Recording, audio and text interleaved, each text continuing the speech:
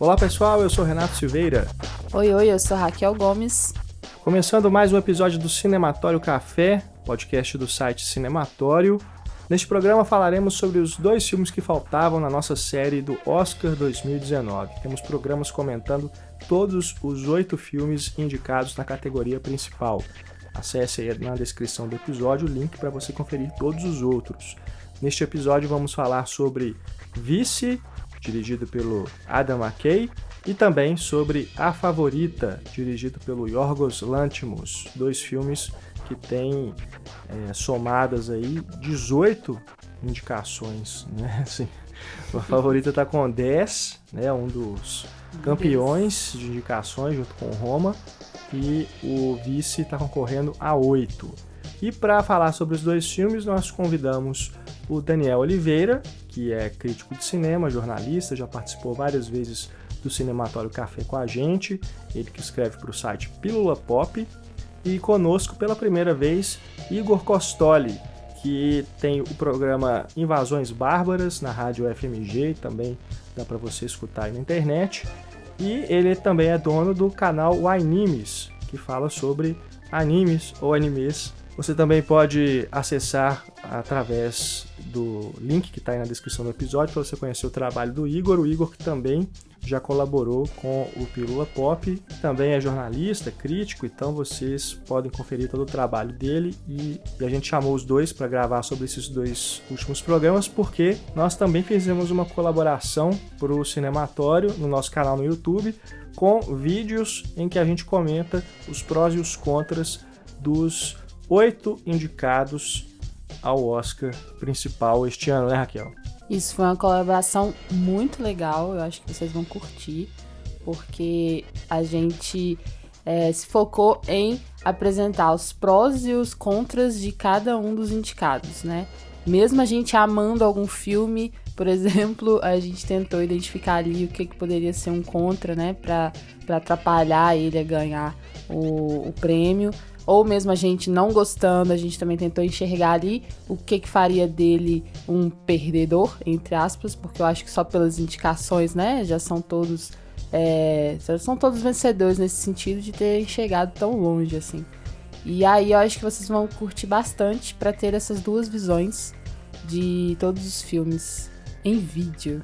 Isso, o Igor aparece lá com a gente, mas ele é o editor, né, de todos os vídeos. E a gente agradece muito, né, a colaboração dele, esperamos aí poder trabalhar juntos futuramente.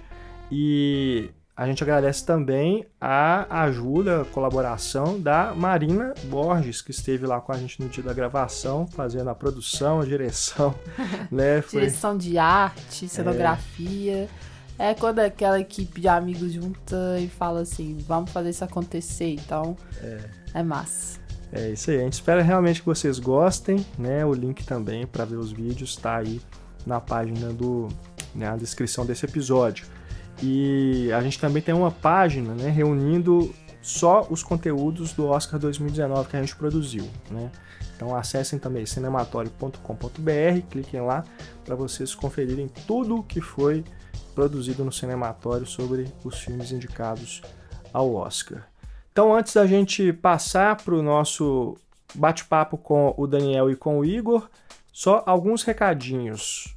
Acesse o nosso crowdfunding, a nossa campanha de financiamento coletivo, no endereço padrim.com.br, para você conhecer o nosso projeto e, quem sabe, se tornar colaborador ou colaboradora do site. Quem apoia o Cinematório recebe conteúdo exclusivo preparado para nossas madrinhas e os nossos padrinhos. Tem newsletters, tem o nosso cineclube virtual, tem a possibilidade de você participar da Academia Cinematório, né? Estamos aí na temporada de Oscar, então a gente tem a nossa própria academia também, para a gente realizar a nossa premiação anual, o SEMI. Se você não conferiu o resultado deste ano, né? Já fizemos a cerimônia de entrega dos troféus, acesse lá a capa do site, cinematório.com.br, e lá tem o link para você ver quem foi premiado, né, este ano com o voto dos nossos apoiadores. Então acesse padrim.com.br/cinematório. E as redes sociais, Raquel? Estamos em todas elas, no Facebook, no Twitter, no Instagram, só procurar por Cinematório. Também estamos no Spotify. A gente disponibiliza os nossos programas lá na plataforma. Então é só você procurar por Cinematório Podcasts, mas também temos o nosso perfil de playlists, que é Cinematório Café. Então corre lá que é conteúdo pra caramba. É isso, então agora vamos deixar vocês com o nosso bate-papo com o Daniel e o Igor sobre Vice e A Favorita, fechando a nossa série do Oscar 2019. Para a gente fechar a nossa série de programas sobre o Oscar 2019, estamos comentando todos os indicados a melhor filme. Neste programa vamos falar sobre 2 filmes que tratam dos bastidores do poder, Vice e A Favorita. Para isso estamos aqui com nossos 2 convidados, Daniel Oliveira, que já participou de vários podcasts conosco, né, Daniel? Seja bem-vindo. Velho de guerra. Olá, ouvintes do Cinematório. E pela primeira vez conosco, Igor Costoli. Tudo bom, Igor? Tudo bom. Olá, ouvinte. Muito obrigado pelo convite.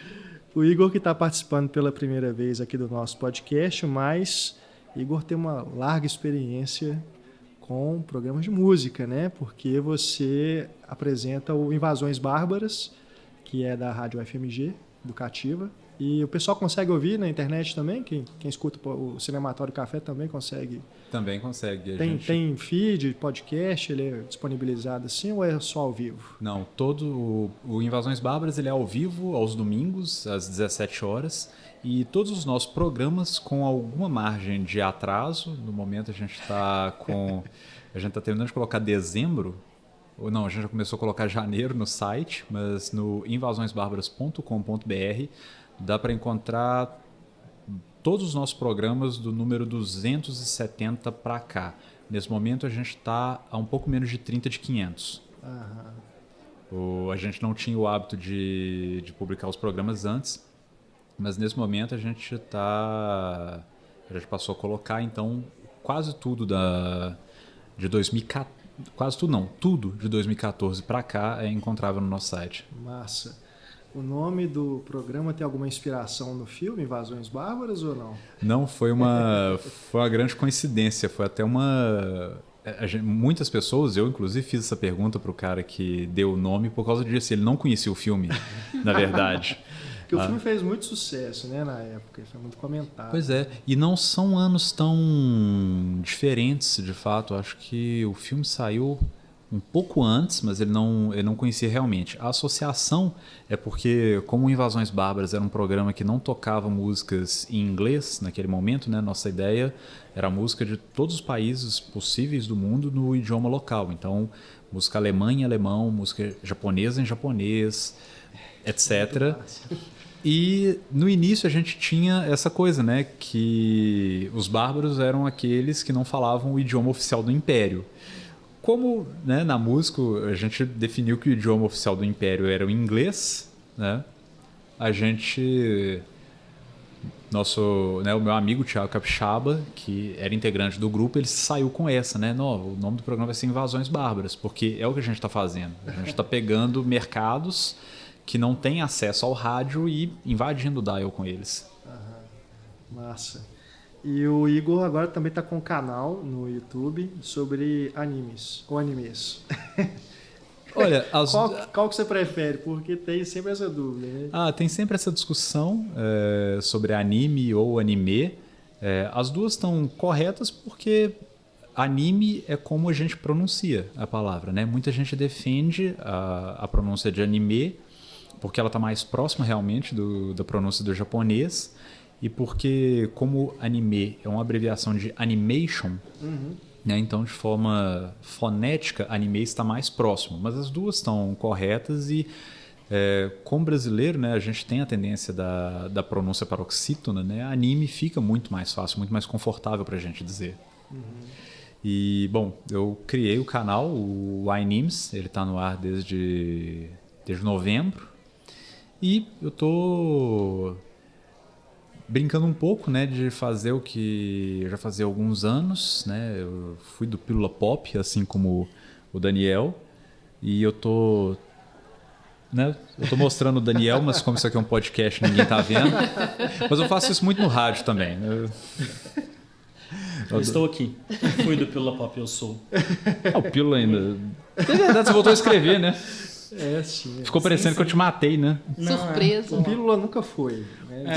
Sempre nunca existiu, sempre esteve lá. Né? Ele existe como uma entidade. O Pílula tem... atemporal, quase. O que ele tem são pequenos hiatos, né? Mas o Igor também está ajudando a gente com vídeos, né? Porque nesse momento que vocês estão ouvindo esse programa, já está no ar no nosso canal no YouTube, vídeos sobre os filmes do Oscar, né? A gente fez aqui os podcasts, mas a gente fez também vídeos comentando os 8 indicados. E foi bem legal, o Igor participou lá como ator e como diretor. Mas foi muito massa, né? Essa parceria que a gente fez com ele, com o Daniel. E, bom, assistam lá e digam depois pra gente o que vocês acharam. E os links aí também para Invasões Bárbaras e para o Animes, está tudo aí na descrição desse post para vocês acessarem, curtirem e seguirem também. Vamos então começar falando sobre o Vice, até porque é o único filme da pauta que o Igor assistiu. Pois é, eu tenho esse mau hábito de fazer as coisas pela metade, então eu estou apenas 50% preparado para a pauta de hoje. Mas é bom que a gente não precisou fazer nenhum sorteio nem ficar em dúvida sobre qual começar. Ajudou, no fim das contas. Foi fácil. Bom, o Vice, dirigido pelo Adam McKay, cinebiografia do ex-vice-presidente dos Estados Unidos, Dick Cheney. Está concorrendo a 8 estatuetas nesse Oscar, o que de algum modo até me surpreendeu, apesar do A Grande Aposta, né, o filme anterior do Adam McKay, ter sido também bem reconhecido, né, em números de indicações, ganhou um prêmio, né, de melhor roteiro adaptado. Sim. No Oscar de 2015. Sim. Né? Então agora ele volta com o filme que é o vice de indicações, né? Porque acho que acima dele tá a favorita e Roma com 10, né? Uhum. Ele é o segundo, né? Ele junto com o Nasce Uma Estrela, ele tá junto com o Nasce Uma Estrela. Então ele é o vice mesmo. Tem 8, né, indicações. E assim, eu gostei bem mais desse filme do que A Grande Aposta. Sério? Porque A Grande Aposta... Até hoje eu não sei sobre o que é aquele filme.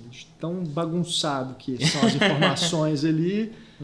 Eu me perco sempre com aquela montagem, com o roteiro, né? Até achei bem questionável a escolha do Oscar de melhor roteiro para ele, mas aqui eu acho que as coisas estão pelo menos mais organizadas, né? E tem aquele humor que ele repete, né? O Adam McKay vem da comédia, né? Fez aqueles filmes lá com o Will Ferrell no começo da carreira dele, como cineasta. Ele é veterano do Saturday Night Live, também trabalhou muitos anos no Saturday Night Live. E assim, eu acho bacana que agora ele está com essa pretensão, né, de ser mais reconhecido como um diretor sério nesse sentido, mais profissional, né, de fazer filmes para Oscar, mas ele não largou o estilo dele. Né? Ele não deixou de fazer comédia para fazer drama, por exemplo. Né? Os filmes continuam com essa coisa da sátira, né, do humor, e aqui essa... Diferente de Green Book, né? Diferente do Green Book, que é o Peter Farrelly, que é outro diretor da comédia, que esse sim fez um filme mais dramático, embora ainda tenha alguma coisa do humor ali, verdade. Mas assim, eu curti assim, ele ter pego o Dick Cheney para fazer essa sátira como um ataque, né, ao Partido Republicano como um todo. Ele utiliza o Dick Cheney como essa isca para falar dele, mas ele na verdade está falando do Bush, do Ronald Reagan, de tudo que o Partido Republicano fez, no Nixon também, né? O filme começa lá atrás, vai com uma série de flashbacks até chegar em 2001 com o 11 de setembro. Então eu achei bem interessante. Eu acho que ele conseguiu ser mais objetivo com o que ele quis dizer com esse filme. O que vocês acham para começo de conversa aqui? Dá as suas impressões aí. Eu acho que eu vou discordar um pouco de você. Primeiro assim, falando que eu gosto dos dois filmes. O Adam McKay, né, ele está, enfim, criando esse estilo dele, vamos falar assim, né, tá se tornando meio reconhecível por um certo tipo de cinema, um certo tipo de comédia política, né, e tem gente que não gosta de jeito nenhum, assim, né, tem gente que acha, sabe, que não engole, não absorve, não consegue entrar naquela linguagem meio cinética, meio, né, quase esquizofrênica, vamos colocar dos filmes dele assim, mas eu gosto, eu entro, entendeu? De alguma forma aquilo ali me agrada, funciona comigo. Mas eu discordo de você, porque eu acho que essa linguagem funciona melhor no Grande Aposta do que no Vice. Eu não desgosto do Vice, não. Acho um filme interessante em vários aspectos. Mas eu acho que todos aqueles elementos engraçadinhos do filme, principalmente da montagem, assim, eu acho que eles têm mais a ver, eles funcionam mais organicamente para a proposta que ele tem ali no Grande Aposta do que no Vice, entendeu? Eu acho que a abordagem dele no Vice, a abordagem dele daquele personagem do Dick Cheney, o tom da história, a estrutura da história do Dick Cheney e do filme é menos propensa, menos favorável para aquelas gracinhas, vamos colocar assim, para aqueles truques, aquelas brincadeiras, do que o Grande Aposta. Entendeu? Eu senti que o Grande Aposta tinha mais justificativa para aquilo, entendeu? O Grande Aposta ele estava tentando falar, explicar uma coisa que era, que os próprios personagens que ele estava retratando ali não queria que você entendesse, entendeu? Ele estava falando, de uma história que, assim, basicamente tratava, tinha feito do mundo inteiro, especialmente dos norte-americanos, de idiotas, assim, né? Todo mundo, você assiste aquilo e fala assim, velho, a gente é um monte de palhaço, né? E esses caras estão rindo da gente. Então, fazia mais sentido. O Dick Cheney, de certa forma, também tem um pouco isso, assim. Ele quer fazer, pra ele, provavelmente, nós todos somos grandes idiotas, assim. Mas o tom da história e o tom do filme, eu acho que se predispõe menos, assim, pra aqueles elementos que me incomodaram mais, eu acho que é o que eu diria. Essas gracinhas me incomodaram mais no Vice. E é bom ressaltar, elas são bem menos presentes do que no Grande Aposta. O Grande Aposta é quase o tempo inteiro isso. Sim. E o Vice é mais pontual. Mas e mesmo sendo mais pontual, assim, eu acho que tem horas que elas me parecem forçadas, assim. Tem coisas, por exemplo, acho que todo mundo que viu o filme, a parte provavelmente elas vão mais lembrar aqueles créditos finais no meio do filme, assim, que aquilo ali eu gosto, eu acho meio genial, acho engraçado. Assim, eu acho massa que assim, ele assume essa brincadeira e passa pra frente, entendeu? Ele não vai, fingir que é um filme que tá acabando e tudo. Ele acaba ali, aí faz um fade e continua. Né? Ele assume a piada e pronto. Ele não fica comentando demais o dispositivo.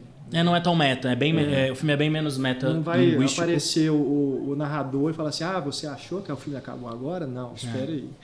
Não tem isso, né? Mas aí tem outras coisas que eu acho que que pra mim funcionam menos. Por exemplo, a Naomi Watts lá como âncora da Fox News. Que enfim, é engraçadinho, mas não sei se precisava. Igual ele colocou a Margot Robbie lá no Japão. É o mesmo uso, assim. Podia ser a Margot Robbie de novo. Aquele solilóquio shakespeariano, assim. Ela ia ser tipo o Stan Lee do Adam McKay. Assim. Mas não sei o que você achou, Custódio. Eu acho... Tem uma coisa que eu gosto em relação a filmes que sempre que eu posso eu vou sabendo o mínimo possível. Eu gosto disso. Então, mesmo sabendo que é um filme do Adam McKay, por ser a cinebiografia de um ex-vice-presidente dos Estados Unidos, eu fui esperando alguma coisa um pouco mais séria. E leva um tempo dentro do filme, mas principalmente a partir da hora que ele vai realmente trabalhar no Congresso, que ele vai realmente trabalhar com política, é ali que você começa a perceber que não, é de fato uma comédia. Então, essa coisa da virada, tem um lado meio sério, mas ao mesmo tempo é uma comédia, não me incomoda. Eu acho que a chave vira relativamente rápido, mas não é uma coisa que me incomoda. Mas é engraçado, eu também acho a Grande Aposta um filme mais redondo, porque eu acho que algumas tentativas de Vice, especialmente em termos de linguagem, eu achei que eu tenho a sensação de que eu entendo o que ele quis fazer, mas eu acho que ele ficou pelo meio do caminho. Eu acho a Grande Aposta mais meta, com essa coisa da conversa, da quebra da quarta parede e da coisa também de dizer o que não aconteceu exatamente daquele jeito e o que aconteceu, as correções que o próprio filme faz sobre a dramatização que ele faz de algumas sequências. Eu acho que isso funciona muito bem em A Grande Aposta. E apesar dele ter guardado a coisa do humor, em algum momento do filme eu fiquei muito com a sensação que ele precisava de, vamos dizer assim, ele tentou alcançar dois públicos muito diferentes com o mesmo filme.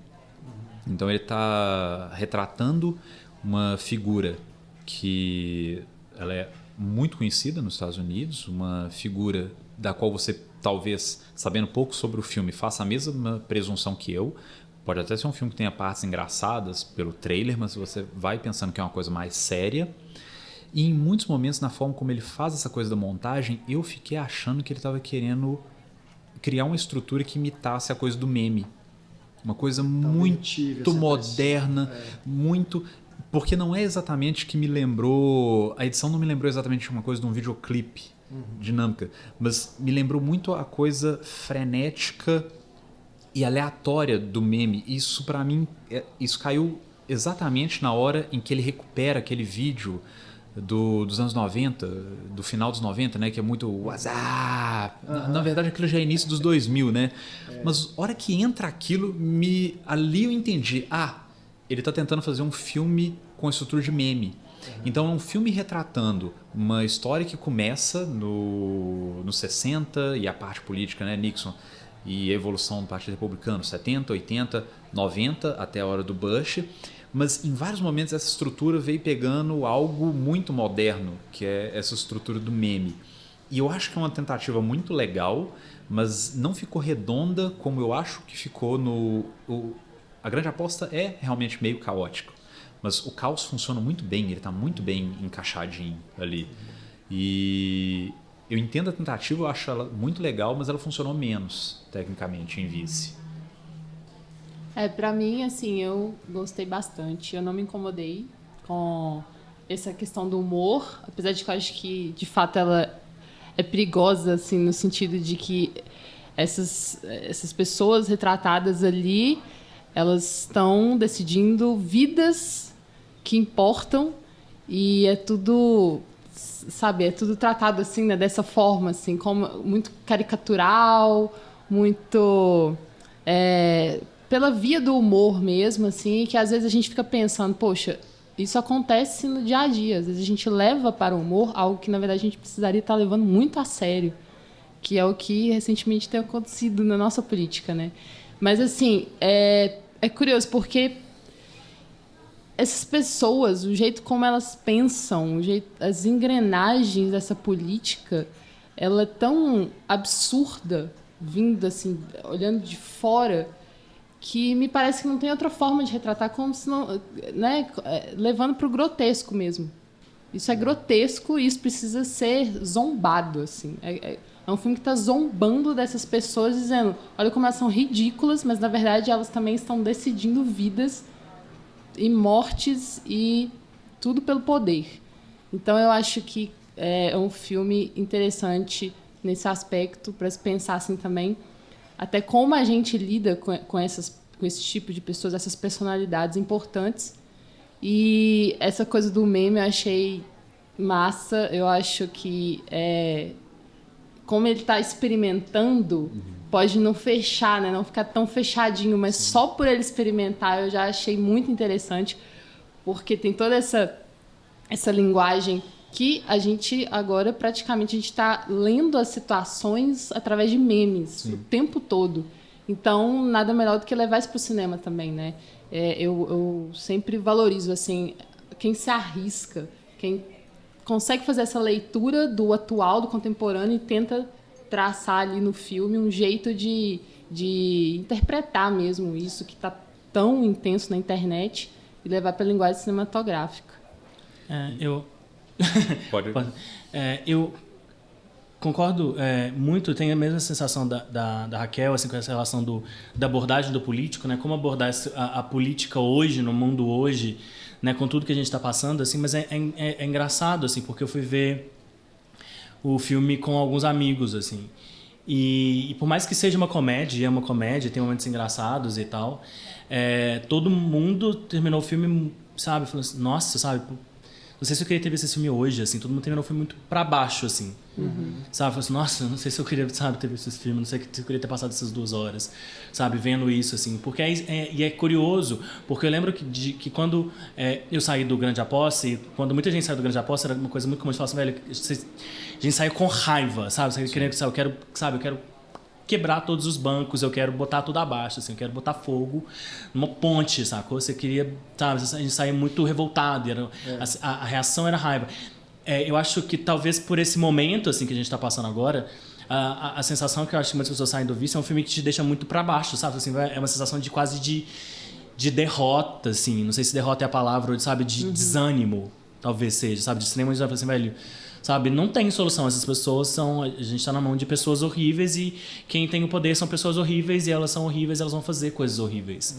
Sabe? E não está sob o nosso controle, assim. Essas pessoas não têm o mínimo de consideração com a gente, ou com o que a gente vai passar, ou com o que a gente vai viver, ou com o mundo. Elas querem simplesmente o poder. Para mim, a cena central do filme, assim, do Vice, do filme todo, para mim, que é a cena-chave que decodifica para mim o que ele tá fazendo ali, é aquela cena bem um pouco no começo, assim, quando, né, o personagem do Steve Carell, que é o Rumsfeld, né? Sim.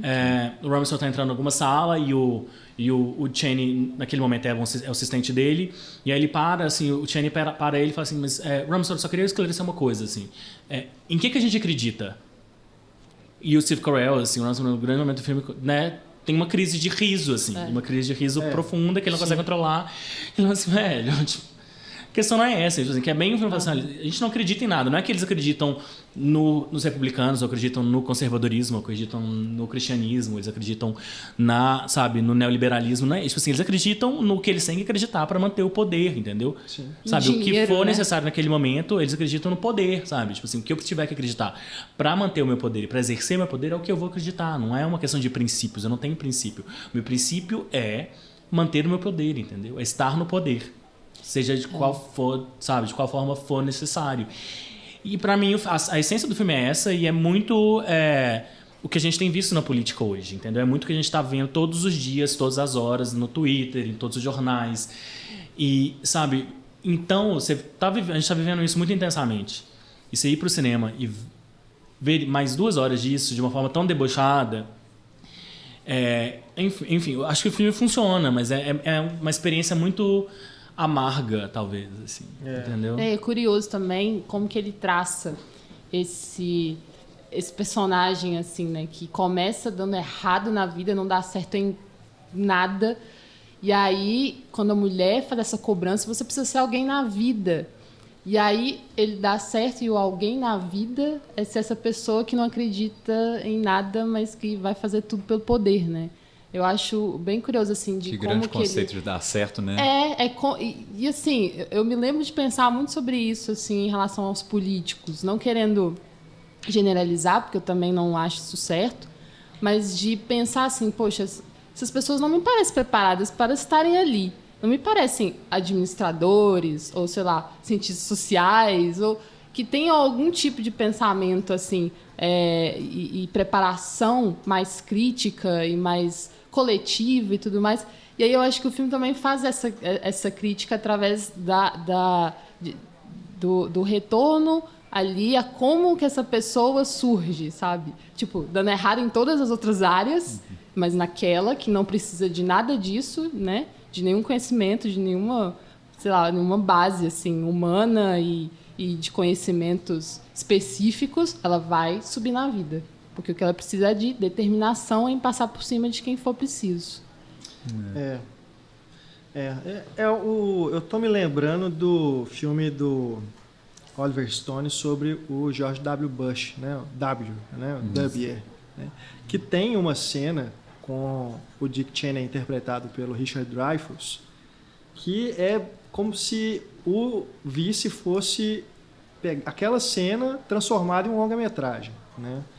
Porque no Vice, quando começa a trama envolvendo o Bush filho, aliás, o Sam Rockwell ficou muito parecido. É uma ponta, né? É basicamente uma ponta, mas ele brilha nessa ponta. Brilha, A gente vê que o Chaney se identifica com ele, né? Porque aquela cena inicial, quando mostra o Chaney jovem, né? Participando ali de uma batida de carro, né? Você vê que ele tava bêbado e tudo, drogado, sei lá. Porra louca. Acho que ele se identifica, né? Essa cena ela aparece rapidamente ali, mas acho que ela faz essa ponte na hora que aparece o Bush. Porque é esse garotão que não tem experiência nenhuma, né? Mas vai estar ali, vai desempenhar um papel, né, terrível e importante. Eu não sei se eu diria que ele se identifica. Eu acho que ele reconhece quem é aquela pessoa, entendeu? Sim. Ele reconhece aquele cara e ele enxerga ali, e a atuação do Christian Bale, né, é tão genial, porque em nenhum momento ele fala, o Chaney não é um cara de palavras, assim, né, de muitas palavras, mas você vê o Chaney claramente reconhecendo assim, tudo que eu posso fazer com esse cara, entendeu? Tudo que esse cara é o mais completo jacu político que eu já vi na minha vida. Sim. E, sabe, tudo que eu quiser fazer, eu vou poder fazer, porque ele não vai entender o que eu tô fazendo. Sim. Ele não tem capacidade, sabe, de compreender, ele não tem capacidade política de ver o que eu quero fazer, o que eu vou fazer. O mais incrível, né? Ele percebe que ele vai conseguir fazer e que o Bush ainda vai gostar que ele faça. Porque ele ainda consegue apresentar isso como ideia dele, na verdade. Ele consegue fazer de um jeito que o Bush acha que isso praticamente está vindo dele. Eu gosto muito da atuação do Christian Bale mesmo, porque você pensar que ele fez o Psicopata Americano, né, que era um cara também assim, muito irônico, né, na interpretação do Christian Bale. Você vê que tem uma ironia ali por trás daquela pessoa que né, o Yuppie, né, lá dos anos 90, anos 80, 90. Eu percebo que ele traz muito dessa atuação dele aqui para o Chaney, né? Que é uma coisa assim que o Adam McKay vindo do Saturday Night Live, né, é quase como se o filme fosse um desses filmes baseados em sketches do Saturday Night Live, né, que tem aqueles personagens. Poderiam fazer um do Trump com o Alec Baldwin, né? Que atualmente é o grande atração, né, do Saturday Night Live. Se fosse no Brasil, poderia ser um filme do Bolsonaro com Marcela Diné. Fica aí a dica para quem tiver coragem. Mas eu curto, assim, porque apesar de toda a coisa, né, da transformação do Christian Bale, né, de engordar, de colocar maquiagem, realmente fica impressionante, né, muito melhor do que, por exemplo, o Gary Oldman como Churchill. Sim, né? Sim, é um trabalho de caracterização infinitamente melhor. Então, até assim, provavelmente o Christian Bale não deve ganhar esse Oscar, porque talvez vá para o Rami Malek mesmo, né, o grande favorito, mas eu acho que é o que merece mais, dentre os 5 indicados. Eu não sei se merece mais, eu gosto muito do trabalho do Bradley Cooper. Também, muito bom. Mas também gosto muito do trabalho do William Dafoe, por mais que seja uma performance que não é tipo de performance que ganha Oscar, mas enfim. Mas o que eu gosto da performance do Christian Bale é porque, como você falou, lembra, a gente pensa muito nessa coisa do trabalho do Alec Baldwin como Trump, assim. E o que eu gosto no trabalho do Bale é que não é ele está interpretando o tempo inteiro um ser humano. Ele está interpretando, ele não está julgando. O Alec Baldwin, o trabalho do Alec Baldwin como Trump me incomoda muito porque é um trabalho de interpretação que você vê o tempo inteiro que ele está mais julgando do que interpretando. Sim. Entendeu? E o Christian Bale como o Chaney, você vê, é claro, assim, eu acho que você não tem muita dúvida do que o Bale pensa ou deixa de pensar sobre o Chaney. Mas a performance dele não é sobre isso.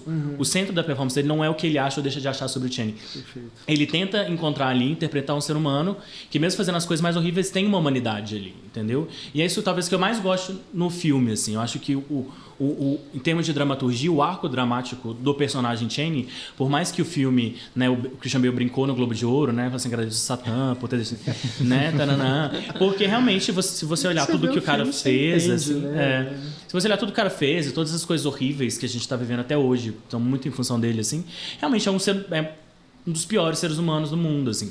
Mas o Christian Bale não está interpretando os piores seres humanos do mundo, ele está interpretando um ser humano, assim.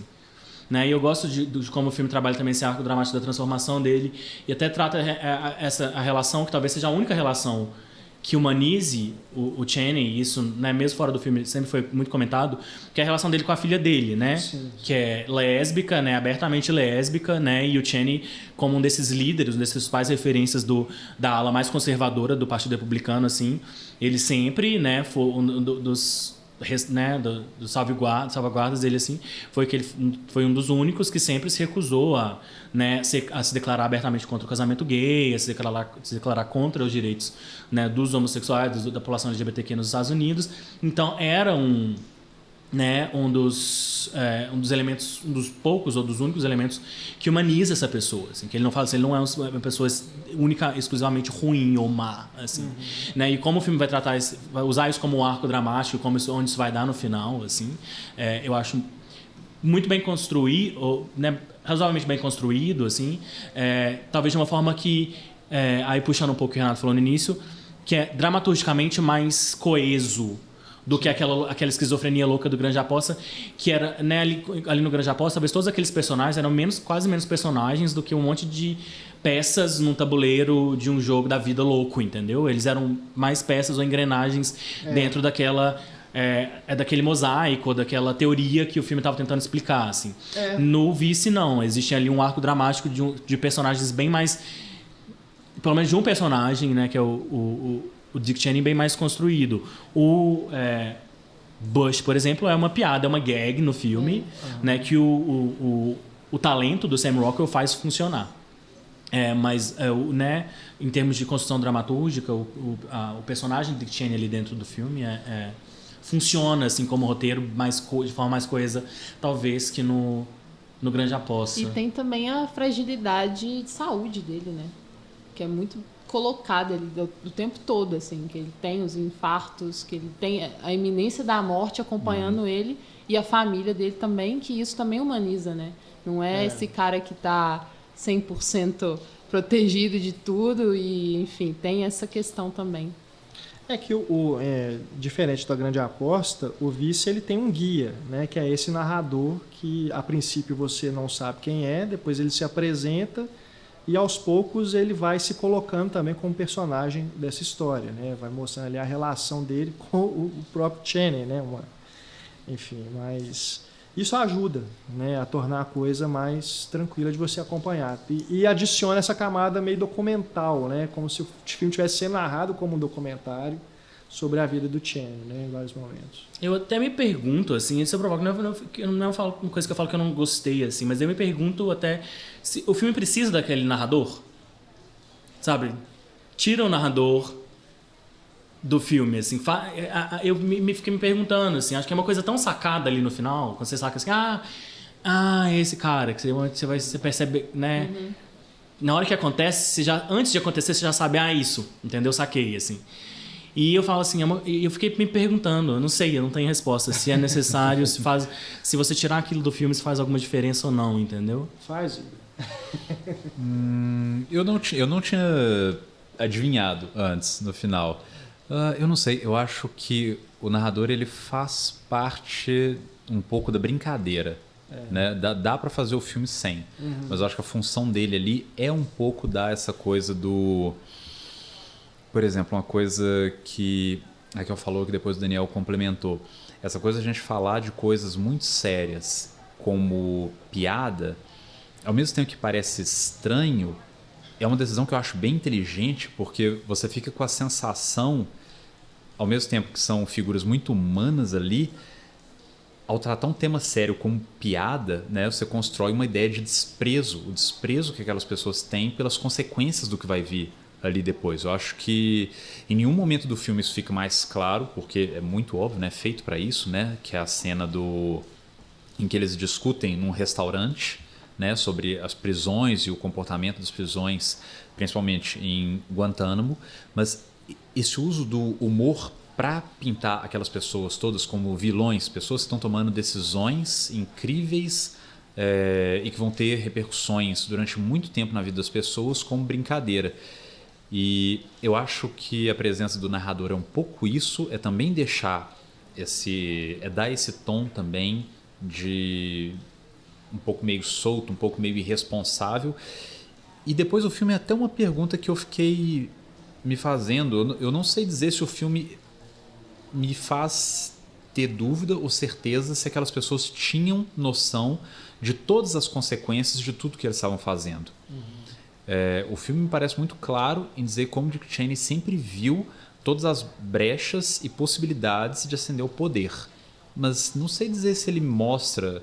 Ele só faz esse retrato uma vez para tentar mostrar, tipo assim, algo que passou despercebido, que é talvez uma das partes mais complicadas, que é tentar relacionar as decisões tomadas em relação à guerra contra o Iraque e os bombardeios, né, no Afeganistão com o surgimento do ISIS. Essa ilação, eu acho que tem uma distância muito grande para chegar nessa conclusão. Sim.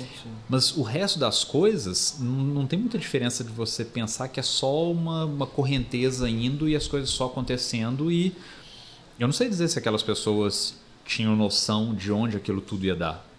Eu acho que... E eu acho até que deixar isso em aberto, deixar essa dúvida, é um ponto interessante também do filme. Porque a maior parte do tempo, né, tudo já está sendo feito para retratar aquelas pessoas como, vamos dizer assim, os vilões, né, como pessoas que têm desprezo por certos conceitos como liberdade, como disputa política e a briga pelo poder. Mas, enfim, eu acho que se fica faltando essa parte, eu acho bom que ela falte até. Eu acho, enfim, até que uma das...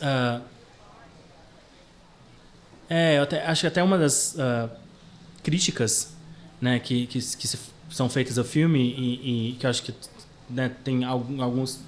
Tem procedência, algumas eu concordo, outras nem tanto, que essa coisa, né, dessa manipulação, num certo sentido, das informações reais, né, dessa criação de causa e consequência entre coisas que talvez não necessariamente tem uma causa e consequência tão clara assim, né, que o filme faz isso, né, para construir ali a narrativa dele. E tem muita gente que acha que o filme, né, mente assim. Tem até outro dia um amigo nosso estava comentando isso, que existe sites, né, que faz fact-checking assim. Eu tenho uma certa preguiça disso, mas ao mesmo tempo eu acho válido, entendeu? Fazer um fact-checking assim, se é verdade mesmo, se aconteceu assim mesmo, se aconteceu realmente nesse momento, aconteceu depois e tal. E eu acho que e essa linguagem que o Adam McKay usa e essas ferramentas, esses recursos que ele usa, se abrem muito, né, a essas críticas, entendeu? Mas para além do aconteceu exatamente assim mesmo ou não, aconteceu foi desse jeito ou não, isso me incomoda menos, porque eu acho que o filme que se declara como ficção tem o direito ali, né, de construir sua própria coesão interna, desde que seja bem feito, entendeu? O que eu acho uma crítica muito válida ao filme, assim, é porque a partir do momento que ele se propõe a fazer esse filme sobre o Dick Cheney, que é uma pessoa que ele claramente, assim, abertamente despreza, e ele vai fazer esse filme com essa abordagem, com aqueles recursos e tentando, né, revelar, não revelar, mas enfim, mostrar os danos e quão danosa foi essa pessoa e quão terrível ele foi, quão maquiavélico ele é. Quando ele faz isso com esses recursos e essas ferramentas, ele vai atingir um público que acaba que o filme muito prega para convertidos, entendeu? Ao usar essas ferramentas e fazer esse filme desse jeito, ele não vai falar, ele não vai dialogar com as pessoas que talvez apoiem o Dick Cheney, ou gostem do Dick Cheney, ou concordem com o que o Dick Cheney fez. Essa abordagem dele, esse estilo dele, essa própria fama que o Adam McKay tem, significa que esse filme nunca vai chegar às pessoas que talvez possam, precisem de ter, ter opiniões mudadas. Assim. Eu concordo, mas eu acho que nenhum filme feito para criticar o Partido Republicano nos Estados Unidos ou os partidos de direita aqui no Brasil, as pessoas a quem eles deveriam atingir, as pessoas não veem esses filmes, elas evitam. Eu acho que é diferente de quem tem um posicionamento contrário, que assiste, por exemplo, aqui no Brasil, ao Mecanismo, assiste ao Doutrinador, sabe? Porque tem uma abertura maior para, pelo menos, ver o que o outro lado está falando. Já quem é de direita ou extrema-direita, já ignora e não vai ver de jeito nenhum. Eu acho muito difícil fazer um filme que chegue a essas pessoas, sabe? Então, mas eu concordo, eu acho que é falar para convertido. Né? Mas é por isso que nesse sentido, mais Os uma vez... sobre o impeachment, todos eles, né? Pregam para convertidos. Aliás, assim, se bem que parece que tem um que está num desses on demand, né? De TV por assinatura, que é total de direita. Mostra o impeachment pela ótica da direita. Mas, assim... Só que a gente vai ver, não sei. Mas eu veria, é o que eu tava falando, entendeu? Eu veria, para saber qual como é que é, né? Mas, por exemplo, quem votou no Bolsonaro não vai ver o processo. Não. Duvido. Não vai ver o filme da Petra Costa, né? Que em breve passou no chegará Sundance, no Brasil. Mas aí, nesse sentido, mais uma vez, que eu acho que para mim talvez a Grande Aposta funcione mais, entendeu? Porque a Grande Aposta não é um filme para a direita ou para a esquerda. Ele era um filme que tentava, bem ou mal, né, explicar uma coisa que ninguém tinha entendido, ou talvez ninguém entendesse, que foi aquela crise financeira, né, o crash financeiro de 2008, 2009 ali. Então, o filme, tipo assim, que era um filme que talvez ele estava dialogando com né, acrescentar uma palavra péssima, mas enfim, ele estava, né, abrindo um diálogo ali né, com pessoas que não tinham e não entendiam e que talvez queriam aquela informação, entendeu? Eu acho que o Vice, ele se limita de antemão, assim, sabe? Ele recorta o próprio público, talvez, de uma forma que talvez seja um pouco nociva pro que ele quer revelar, pro que ele quer mostrar, pra denúncia. Talvez, mais uma vez, palavra pesada, mas enfim, pra denúncia que ele quer fazer e tal. A Grande Aposta, né, como ele falava sobre uma crise, a crise atinge todo mundo, de direita à esquerda, né? Então, acho que nesse sentido você está falando, né, do recorte. Mas, não sei, eu acabei de dar o meu exemplo, né, que eu gosto de ver filmes sem saber muito sobre eles. Eu acredito que é bem provável que muita gente desavisada tenha ido ver Vice e se surpreendido.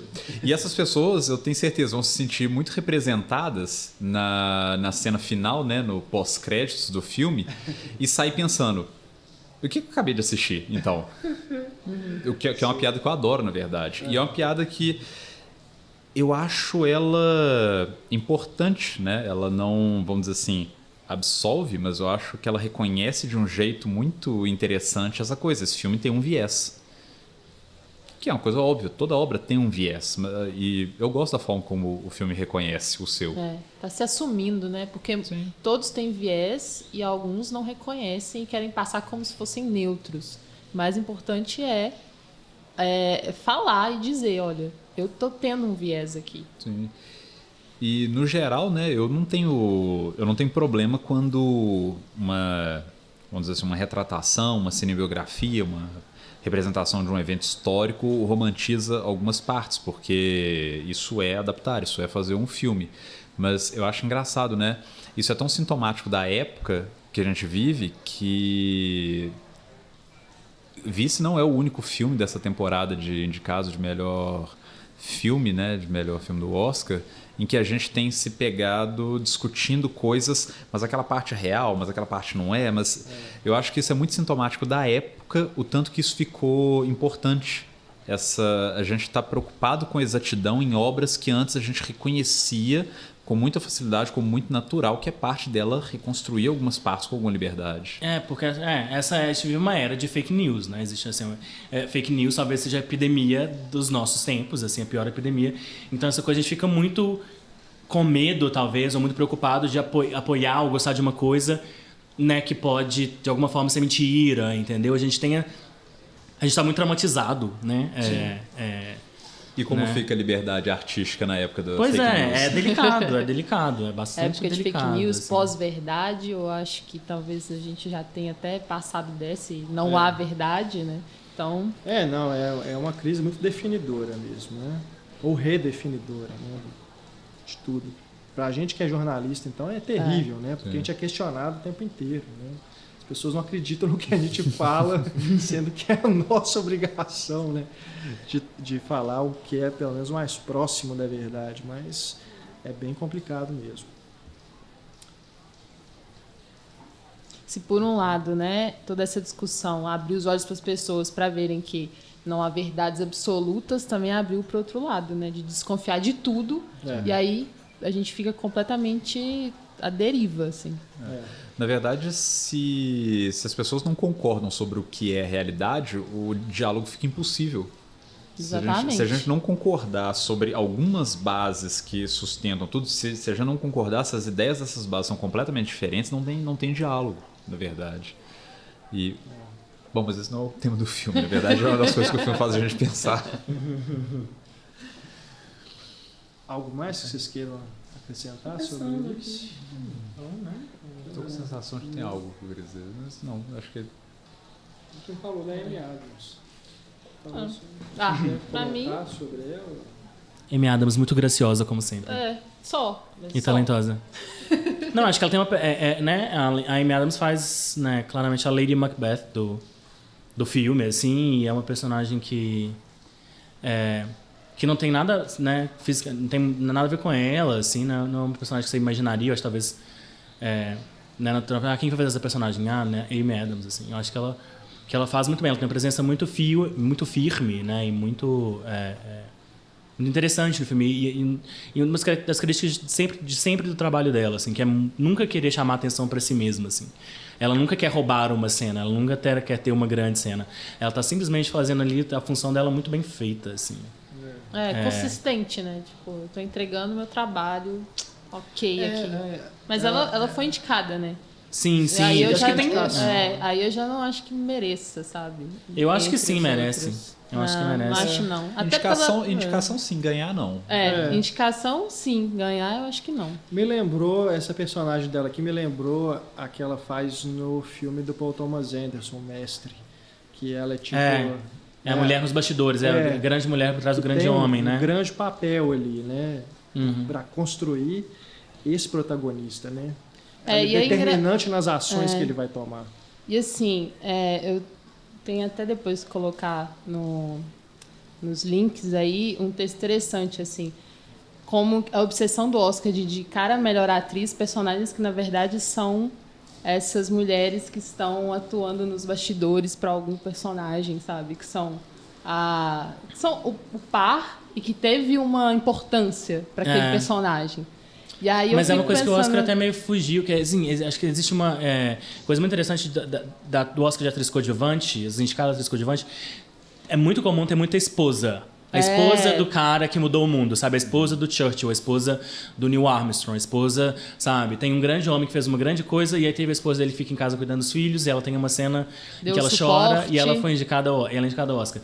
Esse ano o Oscar fugiu... Ela foi indicada? Exatamente. Esse ano o Oscar meio fugiu disso, tirou a Claire Foy do jogo, que é claramente a personagem da esposa. A personagem da esposa, diga-se de passagem, muito bem interpretada e muito bem feita. Eu acho que ela faz o melhor com que o filme permite a ela, né, a Claire Foy, mas é a personagem da esposa, é a clássica personagem da esposa que é uma grande mulher, né, que é uma mulher do grande homem, assim. Ou então poderiam ter indicado a menina do Bohemian Rhapsody. Seria clássico também. Clássico. Mas eu acho que a Lynn Chaney, eu acho que é interessante porque a Lynn Chaney é uma personagem muito, muito interessante e muito complexa. Porque você vê, o filme deixa bem claro que ela é muito mais inteligente que o Dick Cheney, né? Ela escreveu livros, ela é romancista, né?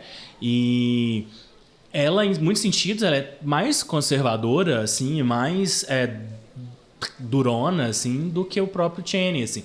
Tanto que a cena, né, acho que o filme, um dos únicos sentidos que o filme tem dedos e o filme tenta se retrair um pouco na relação, né, na história da filha lésbica, assim, de como que os pais lidaram com isso, mas você vê que o Dick Cheney é bem mais amoroso e bem mais aceita bem mais essa sexualidade da filha dele do que a própria mãe, assim. Sim. Né, na primeira cena, ela já deixa bem claro que ela não está muito satisfeita com aquilo, ela não acha aquilo muito bom, assim. Então, ela tem muitas contradições e muitas complexidades, assim, muitas coisas acontecendo ali. Eu acho que a Amy Adams consegue, com o espaço que ela tem, ela consegue interpretar e botar tudo isso em jogo. Eu achei importante eles terem escalado uma atriz como a Amy Adams para esse papel, porque ele acaba sendo um dos mais interessantes mesmo, um dos mais fundamentais para a gente descobrir quem estava ali junto com o Dick Cheney, porque o Dick Cheney a gente conhece, não tanto quanto o filme vem a mostrar, né? A gente nunca teve tanto acesso assim ao que foi a vida dele, mas ela menos ainda, né? Sim. Então eu acho uma das personagens realmente mais importantes de ter uma relevância maior, de ter uma relação com o Cheney mais bem desenvolvida, porque a dele com o Bush, até com o Rumsfeld, né, não é uma coisa assim que você entende, né, a importância do que estava rolando ali entre os dois, né? Eu acho que o trabalho de humanização e de caracterização dela assim, é muito mais interessante, por exemplo, muito mais rico do que o do Steve Carell, que como o Ramos fez assim, é uma coisa que me incomoda um pouco no filme. Eu não acho que ele tá nem fazendo uma caricatura, nem fazendo um personagem exato. Eu não sei se foi a melhor escolha ali. Eu gosto do Steve Carell como ator, ele tem trabalhos muito interessantes. Não acho que seja o melhor trabalho dele ali. E aí eu questiono muito menos a indicação da Amy Adams, que eu acho bastante merecida, assim, do que aí eu jogo, talvez uma última questão pra gente debater, assim, por mais que o Sam Rockwell esteja ótimo, assim, nas cenas dele e né, ele faz aquela gag ali funcionar. O George Bush no filme é uma gag, ele não é um personagem, ele não tem muita profundidade, ele não tem uma construção ali, não tem desenvolvimento, ele é uma piada no filme. E eu acho que o Sam Rockwell faz a piada funcionar, mas eu não sei se o trabalho dele ele tem um volume de trabalho suficiente ali no filme para ser indicado ao Oscar de coadjuvante. Assim.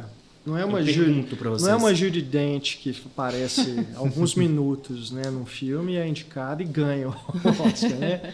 O Sam Rockwell precisa de muita coisa para chegar perto do que é uma atriz como a Judi Dench. Mas é aquilo, né? Parece que é desses atores que depois que consegue chegar lá, né, no Oscar, aí a academia, qualquer coisa que fizer, também vai começar a indicar, né? Por exemplo, o Matthew McConaughey, né? Depois que ele entrou na onda Oscar, quase todo filme que ele fez, ele foi indicado, né? Até ganhar.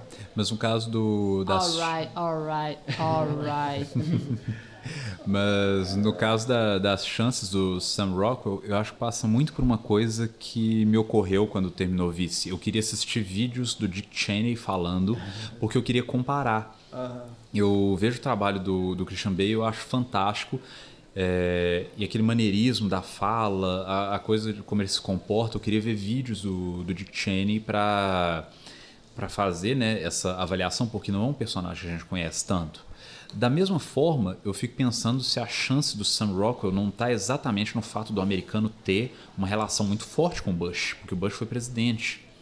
Então, nesse caso, eu acho que o tempo de permanência dele em tela, que é pouco realmente, e o papel dele na estrutura do filme é um papel de gag realmente, mas eu acho que o americano tem um nível de relação emocional em relação ao George Bush, e eu acho que isso vai contar muito nas chances do Sam Rockwell.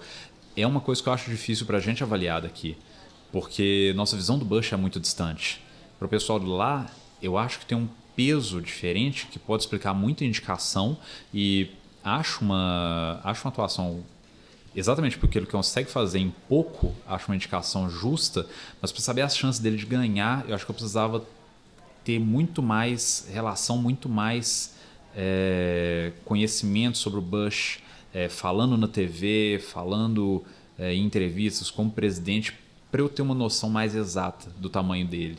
Mas eu acho que as chances dele passam muito por aí. Perfeito, também. Maravilha.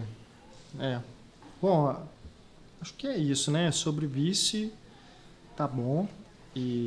Tá bom. Vejam, né, os vídeos, né, aí no nosso canal, que a gente fala também do filme lá. Bom, Igor, a gente te agradece demais sua participação aqui no Cinematório Café e a gente te chama mais vezes, hein? Eu que agradeço muito pelo convite. Obrigado, Raquel. Obrigado, Renato. É sempre um prazer fazer coisas, né, discutir filmes com vocês. Com o Daniel também, né? Não vou esquecer, é legal conversar com você também. E eu prometo que da próxima vez eu assisto todos os filmes para participar. Quem está ouvindo aí não sabe, mas eu tive tempo suficiente para ver o filme. Não consegui, mas eu tive tempo. Mas muito obrigado mais uma vez pelo convite, foi um prazer. Foi ótimo, Igor. Valeu demais.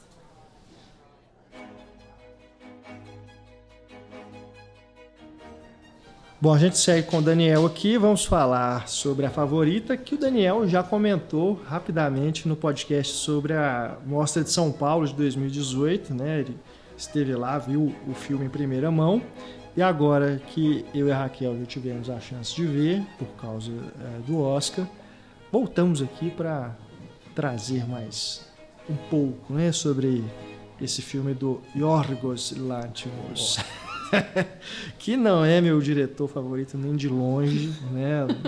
Eu realmente não engulo o Lanthimos. Não gosto de A Lagosta. O Cervo eu não vi ainda, né? Sacrifício do Cervo Sagrado. Mas o Dentes Caninos ok, passa. Sim, ok, é um bom filme. Agora, Lagosta não desceu. E A Favorita, embora seja um filme que eu acho que se sustenta muito mais até pelas atrizes, né, e pela questão ali das intrigas todas entre elas para conquistar, né, esse favoritismo da rainha, cara, no aspecto estético, sabe? E assim, eu não sou o tipo do crítico que acha que essas estilizações são mão pesada. Eu acho que o diretor ele tem todo o direito de fazer o que ele quiser, né, de criar o seu próprio estilo com a forma gráfica que ele bem entender. Mas, cara, assim, sabe, eu me senti vendo A Favorita incomodado como as pessoas que não gostam do Wes Anderson sentem quando vem um filme do Wes Anderson, sabe? Que usa muito, o Wes Anderson adora traveling, né? Aquelas composições todas assim. Não tem como, qualquer filme do Wes Anderson a marca dele está muito presente. E, nossa, vendo A Favorita, assim, aquele monte de jogo de lentes, né, de grande angulares, tudo, nossa, isso me incomodou bastante, infelizmente, mas me tirou do filme, sabe? Entendo. Não entendo. Embora é curioso, eu entenda assim, perfeitamente a função daquilo, sim, mas... Sim, é que eu vou falar um pouco agora. Mas é engraçado que eu estava conversando outro dia uns 2 dias atrás com um amigo meu, e ele tava falando coisas muito parecidas, assim, também. Ele tinha acabado de ver A Favorita. Enfim, eu, diferente do Renato, sou um grande fã do Yorgos Lanthimos, é um dos cineastas da atualidade, assim, que eu acho mais interessantes. Mas aí 2 pontos que eu quero destacar em relação a isso que o Renato falou, assim, que é o meu contraponto, né, com relação a esses traços estilísticos de autoria do Lanthimos, assim. Eu quero destacar é que o cinema dele tem isso mesmo é um cinema de distanciamento. O cinema dele, do Lanthimos, é um cinema que nunca convida você a se aproximar dos personagens. A câmera dele é uma câmera que tem que sempre manter um distanciamento, e ele quer que você observe aqueles personagens, ele quer que observe mais do que os personagens, observe o olhar dele sobre aqueles personagens. E é difícil, né, porque a gente é muito acostumado com o cinema, né, um certo traço clássico do cinema, um certo traço religioso do cinema, que é de se aproximar e de ter uma relação patológica no sentido de um patos com aquele personagem, de se importar com ele. E no cinema dele isso nunca é o objetivo primordial, entendeu? Ele não quer que você, sabe, crie uma empatia necessariamente, ou que você goste ou não desgoste do personagem. Ele quer que você observe, assim. E esse distanciamento é uma coisa que incomoda muito, assim, as pessoas. Eu entendo incomodar. Me agrada, assim, eu acho interessante, me tira sabe, de uma apatia, assim, entendeu? Me faz ficar atento, assim, o que é isso, sabe? Eu não tô acostumado com isso, o que ele quer dizer? O Lagosta é meu filme favorito de 2016, assim. Eu adoro, assim, adoro Dentes Caninos, adoro Alpes, enfim. E então, essa abordagem dele me agrada, eu tô acostumado, de certa forma, com ela. Mas, curiosamente, assim, A Favorita é o primeiro filme dele que ele dirige, que não é um roteiro dele, né, e do parceiro dele, que também é grego, não vou lembrar o nome agora. O roteiro é do Tony McNamara e da Sarah alguma coisa, né, são 2 ingleses. Então, é curioso que nesse filme... tem a primeira cena, assim, um dos únicos momentos que nessa abordagem dele, o Favorita, por mais que seja uma história bem clássica, você vê a mão e o estilo do Lanthimos ali. É um dos primeiros filmes que tem uma cena em que uma personagem quebra essa frieza e te deixa se aproximar, que é a cena, né, em que a rainha Anne, né, vivida pela Olivia Colman, em que ela tá ali falando e ela conta a história, né, do porquê ela tem aqueles 18 coelhos, assim. E é um momento em que aquela personagem que até então é uma piada, quase uma personagem patética em todos os sentidos, patética em todos os sentidos não, que é uma personagem patética, ela se torna patética em todos os sentidos, que ela tem um patos. Você entende por que ela é daquele jeito, por que ela é o que ela é, por que ela parece tão desequilibrada e por que ela é tão frágil, assim. E é uma cena muito bonita, é uma cena que, né, claramente o porquê da Olivia Colman ter sido indicada ao Oscar e o porquê deles escolherem ela, né, pra fazer a campanha como melhor atriz, outras duas como coadjuvante, porque aquela é uma grande cena, aquela é uma cena, né, que te dá um Oscar, entendeu? A atuação da Olivia Colman, né, durante todo o filme é perfeita, é impecável, assim, mas aquela cena é uma cena, né, porque ela vira a chave do filme. O filme todo é muito debochado, o filme todo é muito uma grande sátira, mas, né, naquele momento ali ela fala assim, olha, isso aqui é tudo muito ridículo e tudo muito engraçado, mas eu sou um ser humano, entendeu? Eu tenho uma humanidade aqui atrás. E é uma cena única, talvez, na filmografia do Lanthimos. Talvez a cena final do Lagosta, assim, mas mesmo a cena final do Lagosta é uma cena muito cruel também.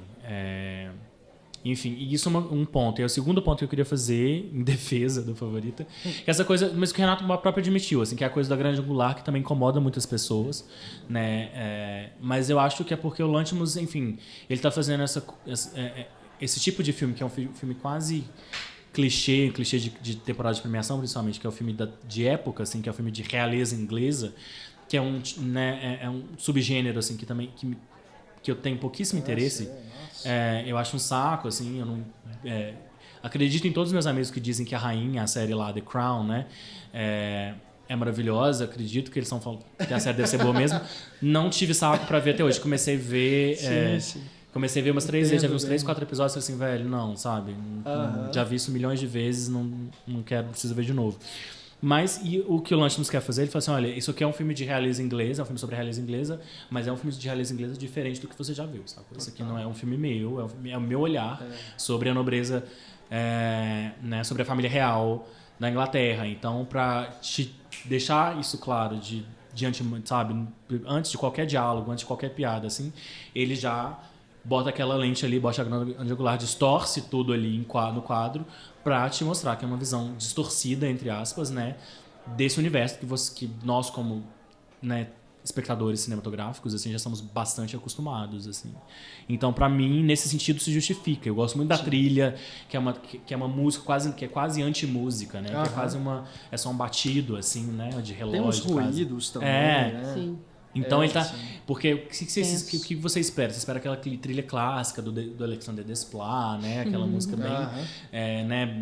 Do próprio Barry Lyndon até, aquelas músicas bem, né, clássicas, românticas, medievais, etc, etc, etc. E ele quer quebrar com tudo isso, entendeu? E eu acho isso interessante. Sim. É um filme sobre a desconstrução de um reino, né? No sentido estético e também da abordagem da história, né? De como que ele vai mostrar o que está rolando ali nos bastidores, de uma forma bem diferente do que a gente está acostumado a ver, embora, né, intrigas palacianas já tenham sido retratadas tanto na ficção quanto nos filmes que são baseados em histórias verídicas, né? Mas a forma como ele mostra aqui, até nos diálogos, né?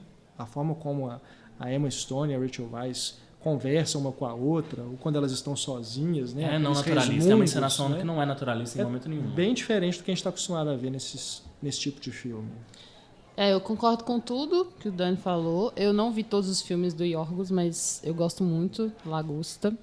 E eu também gosto da estética dele. Eu gosto disso, de colocar essa lente bem nítida para você realmente ter essa noção de que você está vendo um universo ali muito distorcido através de algo. Você está vendo através. E aí ele deixa isso muito claro, né? E, ao mesmo tempo, os enquadramentos, né? A forma como os objetos estão, assim, tudo estão dizendo do que está acontecendo. E a desconstrução é também até no figurino, porque num filme de época, geralmente você vai ter esses vestidos com muitos detalhes, né? e a maquiagem também muito específica da época, ele consegue fazer até no figurino também, porque utiliza ali de minimalismo, apesar de serem roupas, né, cintuosas, mas os tecidos e os cortes e a escolha do que vai ter de estampa é minimalista. Tipo, basicamente são 2 cores e que vão informar dessa alternância de poder, né? Então, às vezes está um pouco mais azul, às vezes está um pouco mais branco, assim, e sempre para te informar ali para onde que essa história está pendendo mais, já que as duas estão nessa disputa, nessa competição. E eu acho que a roteirista... Como é que ela chama? Peraí, eu tinha aberto aqui. Writing Credit, isso. E eu acho que a roteirista Deborah Davis, ela assina junto com o Tony McNamara, que o Dani comentou, faz diferença até para não deixar que essa rivalidade feminina caia no clichê, né, de ser uma rivalidade feminina vazia ou por questões românticas, questões fúteis mesmo. Você está vendo pessoas que estão disputando poder. Isso é importantíssimo. E de uma maneira muito rica, de uma maneira muito ousada, e cada um usando do que tem para poder conseguir isso, assim. E aí, se não tivesse esse cuidado, poderia cair nesse clichê da rivalidade pura e simples, a qual a gente já está tão acostumado e tal. E essa coisa que o Dani falou também, da personagem da rainha Anne, eu, na verdade, assim, por mais que ela tenha essa coisa patética, realmente me pesou bastante essa história dela e o tanto que ela sofre.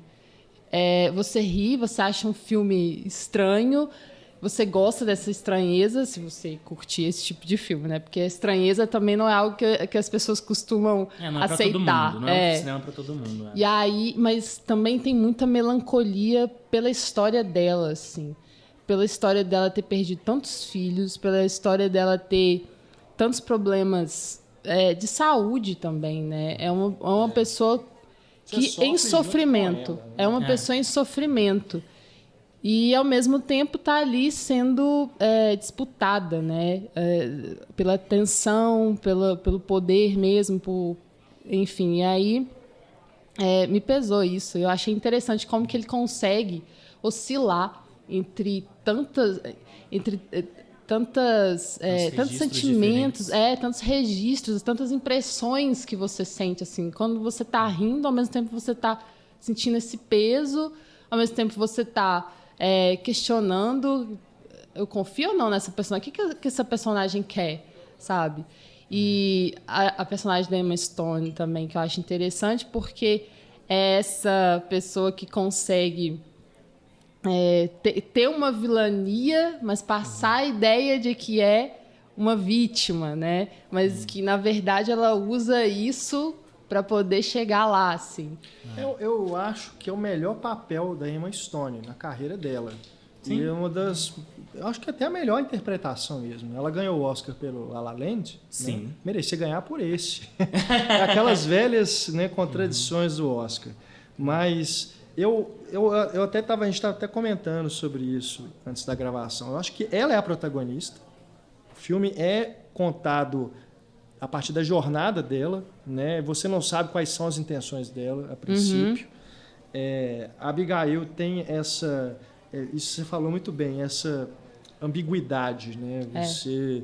Ela, ao mesmo tempo que ela é uma vilã, você sabe que ao mesmo tempo de onde que ela vem, ou pelo menos que você supõe que ela vem, aquilo ali é a forma como ela tem de sobrevivência. Sim. Né? Ela também tem história de abuso, né? História de abuso. Violência, né? Ela né, conta isso pra gente, assim. Mas ao mesmo tempo, o Daniel tem pontos muito bons para colocar que as três, na verdade, são protagonistas, né, Daniel? Sim, sim. Né, duas coisas que eu queria comentar da fala muito interessante da Raquel, assim, que é realmente como que o filme tem pra mim, e eu vou explicar porque, são 3 protagonistas tão interessantes, 3 mulheres tão interessantes, assim, porque mais uma vez aquela coisa do Lanthimos. Em nenhum momento ele tá falando, ele quer que você torça por alguma delas, assim. O filme, pra mim, nessa história, né, enfim, a estrutura do filme é super reverente, super referente é quase uma reimaginação, vamos colocar assim, do A Malvada, né, do All About Eve, que é um puta filme clássico que você ainda não viu. Vai ver agora esse filme, A Malvada, um dos maiores, né, dos melhores filmes da era clássica de Hollywood, né? Então é essa história de 2 mulheres, no caso da Malvada, né, disputando ali a fama, né? Aqui elas estão disputando, na verdade, o poder que é encarnado na figura da Rainha Anne, né, de uma história de uma mulher que sobe e outra que desce, assim. No caso da Malvada, né, pela abordagem, pela estrutura do filme, você está torcendo ali o tempo, né, quase sempre pelo personagem da Bette Davis, porque a personagem da Anne Baxter, né, ela é maquiavélica ali dessa hora, ela é a pessoa manipuladora, ela é a pessoa meio, né, que tá ali meio puxando o tapete da outra para chegar onde ela quer, assim.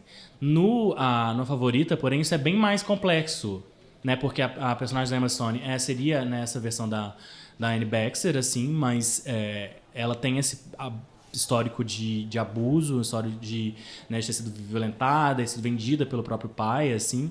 Então você começa o filme com uma empatia maior por ela, né? Porque que é a história do filme? Que é a estrutura do filme? São 2 mulheres, ela e a personagem da Rachel Weisz, né, manipulando a rainha para estar no poder, para ser a figura de, né, tá exercendo o poder, né? Mas a manipulação da personagem da Emma Stone é uma manipulação pelo agrado, aquela pessoa que chega para você e diz: nossa, você tá tão bonita hoje, sabe, isso que você fez é tão certo, sabe, esse vestido é tão bonito. E aquela pessoa que tenta te manipular pelo agrado. Já a manipulação da personagem da Rachel Weisz é o extremo oposto, aquela pessoa que está sempre te botando para baixo e está sempre, né, te questionando. Sim. E sempre te subjugando para que você, né, acredite, você se, né, acho que você dependa dela. Exatamente. Assim. Então são 2 formas, né, 2 ferramentas de manipulação diferentes. Então você começa torcendo um pouco, você começa mais com uma empatia maior pela personagem da Emma Stone, mas à medida que o filme e que a trama vai se desenvolvendo, isso vai virar, assim, no final, talvez você tenha até, você goste um pouco mais da personagem da Rachel Weisz do que da própria Emma Stone. Assim. Sim, porque inclusive você sente que ela tá sendo sincera, né? E a outra não. Isso é muito legal também. E o filme, no início, também coloca a personagem da Emma Stone sendo perseguida até pelas outras empregadas, né? Tipo, a menina faz ela queimar a mão com soda. Então, sim, assim, isso vai te dando isso vai te deixando um pouco, né, do lado dela, assim. Mas também ele constrói aqui, não, mas não é bem assim. Ela não é só isso, entende? Porque, isso é muito bom. Pra mim, isso que é interessante do filme, assim, que até eu falar de torcer ou não torcer, é uma coisa que eu acho que muito não cabe nesse filme. Mas é mais pra explicar mesmo o argumento. Porque, na verdade, o que eu acho interessante nesse filme é que todos os personagens do filme, sem exceção, inclusive a rainha em vários momentos, são personagens absolutamente sórdidos. Sim. São pessoas sórdidas, assim. E é por isso que eu falo, até na minha crítica que tá lá no Cinematório, a crítica que eu fiz né, durante a Mostra de São Paulo, é que pra mim o filme me lembrou muito, muito, muito de VIP, daquela série, né, da HBO com a Julia Louis-Dreyfus, que é uma série que eu adoro, assim, eu acho uma série genial, assim, é uma série que foi ficando, inclusive, cada vez melhor. Quando ela começou, ela não era tão boa. Ela era boa, mas não nada demais. E a cada temporada ela foi ficando melhor. E é uma série, é uma comédia escrachada, assim. Uma comédia em que todos os personagens, sem exceção, são absolutamente terríveis. São pessoas horríveis, sórdidas, sabe? Mau caráter, que você nunca na sua vida gostaria de conviver com nenhuma delas, assim. Mas a abordagem da série, o universo que a série constrói e a forma como a série usa o humor para retratar aquelas pessoas torna elas absolutamente, sabe, divertidas, assim, mas irresistíveis. Você quer ficar naquele universo. Eu nunca gostaria de trabalhar nesse universo, mas eu adoro assistir essas pessoas sendo horríveis umas com as outras, entendeu? Sim. E esse universo meio do Lanthimos, por mais que a chave de humor e o tipo de humor que o Lanthimos está dirigindo ali no filme dele é bem diferente, né, do ritmo e cômico do VIP, esse retrato de bastidores do poder, de como as pessoas são horríveis, de como as pessoas fazem qualquer coisa para conseguir o poder, assim, me lembrou muito de VIP. E muito nessa chave de, sabe, você não tem que gostar daquelas, não é para você gostar de nenhuma delas. A ideia não é essa, o objetivo não é esse. Não é você gostar, é você olhar e falar assim, como essas pessoas são, sabe, maquiavélicas, assim, como elas, sabe... Como elas possuem artimanhas, e como elas se exatamente. adaptam. Como essas artimanhas delas são engraçadas, são inteligentes, assim. E são, sabe, moralmente, sabe, sem limite, na verdade. Uma outra coisa que eu estava pensando também nessa questão das lentes, assim, de você ter essa, né, essa percepção de que é um mundo através, assim, tem uma percepção também de que é uma bolha, né? Porque eles estão ali naquele mundinho de tramóias políticas delas principalmente, o que é ótimo, que é outra coisa que eu vou comentar também, delas principalmente. E o externo, afinal de contas, é um governo, né? E aí você percebe o quanto que as pessoas governadas, elas são completamente ignoradas. E aí faz muito sentido também estar sendo essa bolha, assim, até na forma, porque elas estão isoladas ali dentro, elas não estão preocupadas com as pessoas que elas estão governando, né? Elas estão... Tipo Maria Antonieta, né? Assim, é o distanciamento também das próprias personagens, não só o distanciamento nosso, mas um distanciamento também das próprias personagens. Sim, em relação ao mundo que elas vivem. O filme ele também é uma crítica, vamos dizer assim, a essa preocupação com futilidades que essas pessoas têm. Sobre a imoralidade do poder, né? Exatamente, né? Que a gente estava falando de Vício agora há pouco, né? Calha bem, são dois filmes de formas bastante diferentes sobre a imoralidade do poder, assim, né? Sobre a desumanização do poder, em certa medida, assim. E aí, só fechando, assim, aquilo que o Renato falou que ia defender, tem essa defesa de que as três atrizes e as três personagens são protagonistas, assim, né? Porque tem uma pessoa, acho que foi no Twitter, se eu não me engano, que fez esse argumento.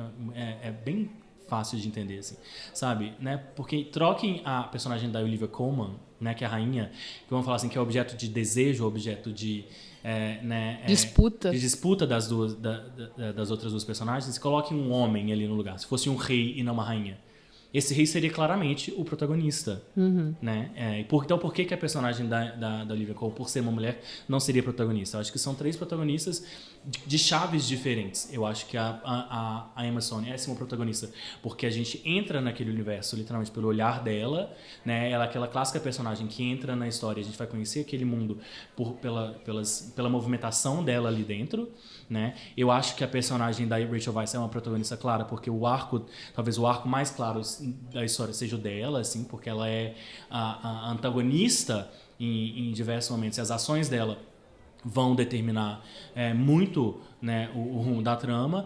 E a personagem da Olivia Colman é uma protagonista porque a história inteira gira literalmente em torno dela, assim, né? E as ações, tudo que acontece no filme vai ser vão ser, né, sentidas em vários sentidos na própria pele dela, na pessoa dela, assim, e ela também toma decisões ali que vão mudar o rumo da trama, entendeu? Sim. As decisões dela... eu concordo demais, assim, eu acho que são três protagonistas. Né? É porque tem aquela teoria de que todo filme só tem um protagonista, mesmo um filme mosaico como Magnolia, Shortcuts, né, esses filmes, tem uma teoria de que só há um protagonista, na real. Até mesmo, por exemplo, Butch Cassidy, né? Um dos dois é que é o protagonista, apesar disso não ficar claro de jeito nenhum. Mas aí, se for no caso da favorita, eu diria que é a Emma Stone, justamente isso, a gente entrar no filme pelo olhar dela, e eu entendo pelo menos dessa forma. Mas eu não vou resistir, mais sorte do que eu. 2 contra 1 aqui. Olivia Colman, indicada a melhor atriz principal. Sim. Rachel Weisz, melhor atriz coadjuvante. Sim. E a Emma Stone, melhor atriz coadjuvante. Sim. 3 atrizes maravilhosas que estão realmente, né, excepcionais nesse filme. Olivia Colman, Emma Stone e Rachel Weisz. Você falou duas vezes os nomes delas. Se as 3 estivessem concorrendo na mesma categoria, qual é a favorita? Não, você pergunta qual que é a favorita, qual que a gente votaria, é isso? Tem diferença.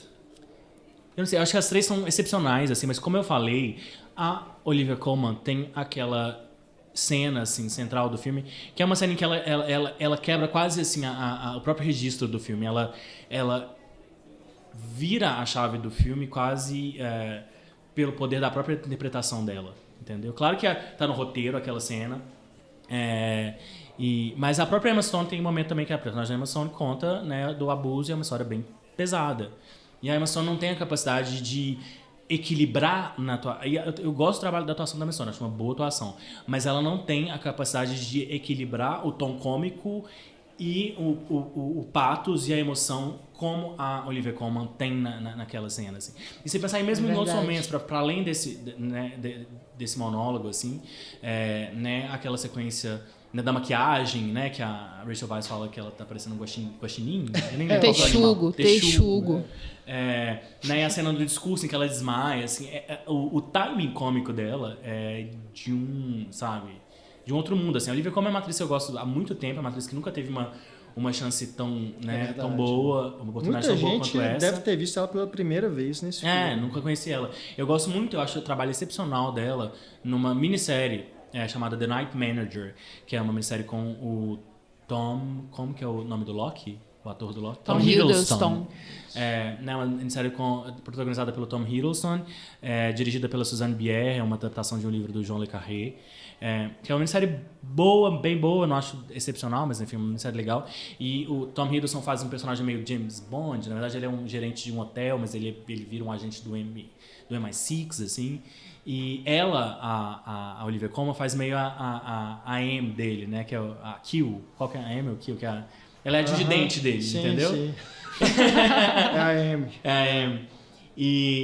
Só que você vê, assim, que é uma personagem meio quase uma ferramenta. É menos uma personagem que uma ferramenta da história. Ela é a personagem que tem que falar o que ele tem que fazer, o que ele não pode fazer. Mas ela, e é engraçado, ela conta isso, às vésperas da filmagem da minissérie, ela ficou grávida, ela estava grávida. E aí ela achou que fosse ser demitida e não foi. A Gisele falou assim, ótimo, sabe? Que massa, você vai estar grávida, entendeu? Você vai ser tipo uma chefona do MI6 grávida. Nossa. E durante a minissérie, assim, ela tava ela tá muito, muito grávida. Então tem um pouco da Frances McDormand em Fargo, que é uma mulher que, em teoria, que é super poderosa, mas quando ela chega com aquela barriga gigante, ela meio que desarma. Você fala, quem é essa pessoa? O que ela tá fazendo aí? E a atuação dela em The Night Manager, assim, ela rouba a minissérie pra mim, sabe? Ela é uma personagem super durona e brava e nananã, mas ela que ela não é grávida, parece que o tempo inteiro se ela escorregar, ela vai, sabe, morrer, assim. E mais uma vez, essa capacidade que ela tem de equilibrar um cômico e um dramático, de ser extremamente convincente, mas ao mesmo tempo extremamente divertida, assim, eu fico muito feliz quando ela tem uma chance como essa, assim, num filme desse, assim. E gosto muito do trabalho da Glenn Close no The Wife, no A Esposa, mas tanto quanto talvez eu gosto do trabalho da Olivia Colman no A Favorita, mas pelo fato do A Favorita ser um filme infinitamente superior ao Esposa, eu quase torço assim pela Olivia Colman, então acho que ela merece esse Oscar. Também dou logo pra Olivia Colman por tudo isso. E porque, sabe, é isso, assim, você tem a mesma importância que ela dá para essas cenas, né, que são mais cômicas, para esse tom cômico, ela dá para a cena dramática e você sente isso com a mesma intensidade, assim. E realmente, com a Emma, o drama fica um tanto mais leve, né, um tanto, talvez também porque ela ela como personagem, ela tá tentando disfarçar essa fragilidade, né, mas ainda assim, a presença da Olivia tá muito, muito gigante. Então, eu também daria para a Olivia. E eu queria comentar também sobre a questão dessa força, né? Desse trio, assim, que tudo é basicamente entre elas. E os personagens masculinos viraram praticamente objetos de decoração, assim. Sim. Isso é, para mim... lógico, algo que também faz parte de uma desconstrução desse tipo de filme, porque a gente está sempre, né, acostumado a ver as figuras são sempre de os poder que determinam o poder, que estão no controle do poder. E ali eles são figuras de decoração mesmo, assim, inclusive na questão da maquiagem, que até se faz essa piada, né, que quando ele tira... É quando ele tá bonito, sabe? É isso que eu ia comentar rapidamente. Eu não sei, eu tive a impressão, inclusive, que as perucas estão maiores do que o comum de ser retratado nesses filmes. Sim. Porque aquilo já é ridículo por si só, Sim, né? Todo sim. filme, por mais sério que seja sobre essa época, você olha para aquilo e assim, pelo amor de Deus, né? As pessoas usavam isso. Seja pelo motivo Achavam que bonito, for. inclusive. Mas aqui me parece que é usado assim, de uma maneira até mais exagerada e Sim, parece que tá com maior. certeza. Foi intencional, Mais foi debochado, intencional. é claramente no tom, dentro do registro do filme. E só, enfim, acho que o Renato vai fazer daqui a pouco a defesa de Emma Stone, que eu sei que vai fazer. Não. Eu acho que é bom também fechar o triângulo, assim, que eu não comentei. Eu também acho o trabalho da Rachel Weisz sensacional, assim. Eu acho que dentre a personagem, né, a Lady Sarah, né, é absolutamente sórdida, assim, ela é uma pessoa terrível, ela é um ser humano terrível. As coisas que ela faz, né, a forma como ela manipula ali e subjuga a rainha é absolutamente detestável, assim, abominável. Mas a Rachel Weisz faz isso com um prazer tão grande, assim, ela fala aquelas frases... Pra mim, a Rachel Weisz tem as melhores frases do filme, assim, ela fala umas frases violentíssimas, sabe? Eu falo que ela é uma personagem meio ariana, assim, sabe? Ela tem uma sinceridade ariana, assim, e ela fala isso com uma naturalidade tão grande. Talvez, até porque ela já tenha trabalhado com o Lanthimos antes, então ela tem um domínio meio do ritmo dessa né, encenação não naturalista dele. Ela passeia ali pelo filme, sabe? Ela torna o trabalho, ela faz o trabalho parecer fácil, assim, de um jeito que não é, de jeito nenhum, assim. Essa qualidade dos diálogos dela, das falas dela, e como ela, sabe, melhora ainda esse diálogo. Eu sou um grande fã, assim, do trabalho dela no filme. Acho que, né, ela ganhou o BAFTA agora em fevereiro, tá com suas chances ali no Oscar também. Não vai me surpreender e não vou achar injusto se ela ganhar esse Oscar de atriz coadjuvante. E o legal também é que o filme, quando ele acaba, você percebe que as três estão em pé de igualdade na falta de realização do que cada uma queria, né? Tipo, a personagem da Rachel Weisz, ela está separada de onde ela gostaria de estar, ela não está mais ali no governo, está longe da Inglaterra. Tem ali a personagem da Anne, que também percebeu o erro, né? E a personagem da Emma, que novamente está sendo subjugada, novamente está sendo... está servindo a alguém que tem mais poder. Então, está sendo violentada de certa forma. Então, eu acho isso pesado e, ao mesmo tempo, muito sincero, sabe? De como que todas essas artimanhas, na verdade levaram as três para algo que não foi resolutivo de fato para nenhuma delas, assim. Todas estão numa situação de igualdade e de perda mesmo. Eu achei isso bem interessante. E é um jeito de terminar curioso também, né? Que também quebra com expectativa, assim. É muito do cinema do Lanthimos isso, né? Que de nunca dá o que os personagens querem, assim. Não tenho nem muita coisa a acrescentar, não. Até porque eu não sou um bom crítico de atuações, né? Mas eu gosto muito de como o Lanthimos dirige as atrizes, porque dá para sentir que elas ali têm uma liberdade de criação até maior do que que elas já tiveram, né, com outros diretores.